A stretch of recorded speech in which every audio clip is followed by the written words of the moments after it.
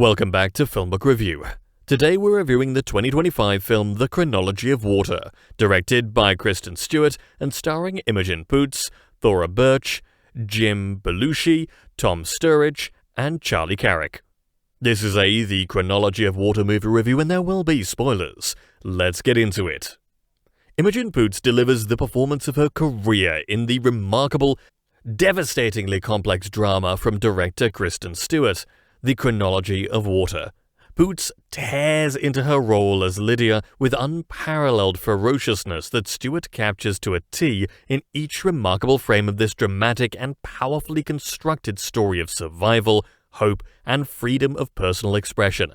Poots' layered work is so multifaceted it may be hard for the audience to initially connect with her because we haven't seen a character quite like this on screen in some time, or at all. Poots carries the weight of the movie, but Stewart probably supports her with the cinematic visuals and other tools that Poots needs to carry the performance past the finish line. This is a tale of trauma told with authenticity and visual style that is laced with the kind of hope that helps to make it possible for other survivors of abuse to feel a sense of compassion and purpose in their own lives after seeing the film. This movie is not just recommended viewing for movie lovers or people who can relate to the main character, but a picture that demands to be seen by everyone. Its central tale of human complexity is both riveting and effective to the point of being a story that demands to be told and needs to be seen. Yes, it's true that Stewart's direction is anything but subtle. Lidia is a woman with integrity who starts out lost due to the abuse she faced from her father, played effectively by Michael Epp. But as a result of the life she leads after the trauma, Lidia finds a sense of purpose, belonging, and a love of the craft of writing. Interested in swimming at the outset, she yearns for a major change in her life, and her dad doesn't make it easy when the school acceptance letters come in. Lidia's talent is undeniable, but she's held back by her father's confused sense of self, which is frightening at times to behold on screen. When Lidia marries a young man who doesn't appear to have much of a backbone and finds herself pregnant, she moves in with her sister, Claudia. Claudia has experienced firsthand the internal demons that are haunting Lidia, and Claudia can try to be there for Lidia for as long as possible.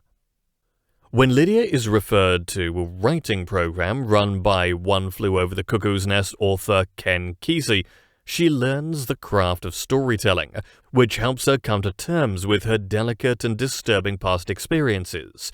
Lidia is never portrayed as perfect. She is flawed, as everybody is, and experiments with herself sexually through masturbation and through sex with others, including a man named Devon, who may be able to keep up with her more than the last guy could if she wants him to after their initial contract.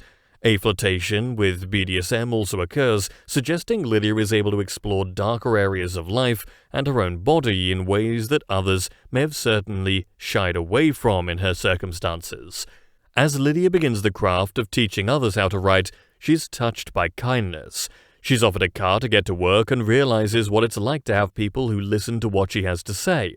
Lidia is developed fully as a character in this film through sharp editing and crisp direction, as well as flawless script writing. The actress who portrays Lidia as a younger girl is Anna Witowski, who excels in just a brief amount of screen time. Poots takes the role here and inhabits it with a confidence that is at times shaken as the character is haunted by a past, present, and potential future, which she realizes she can only control to a certain extent until she transforms into her own true self and takes life by the horns. Thora Birch comes up with her best work in years as the sister who has a strong bond with Lidia.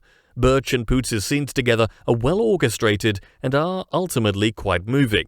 Cave surprises in an emotional performance that has more depth than it appears it would have possessed in its initial stages.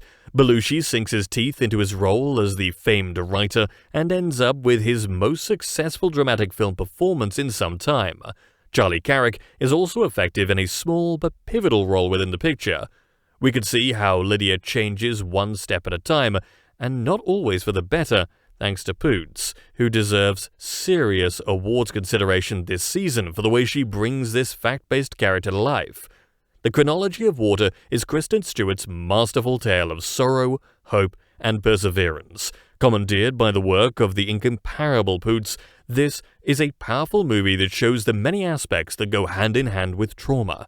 Though Lydia's dad has done unspeakable things to his daughters, it becomes unclear if he fully understands what he has done at the end. This film is smart enough not to spell everything out for the viewer and should inspire conversations afterward that will fill the blanks that Stewart purposefully places within the movie. The Chronology of Water is an important event film that should not be missed. Stewart leaves her mark as one of the most distinct and best directors working today with her triumphant work on this picture. And that brings us to the conclusion of this, the Chronology of Water movie review.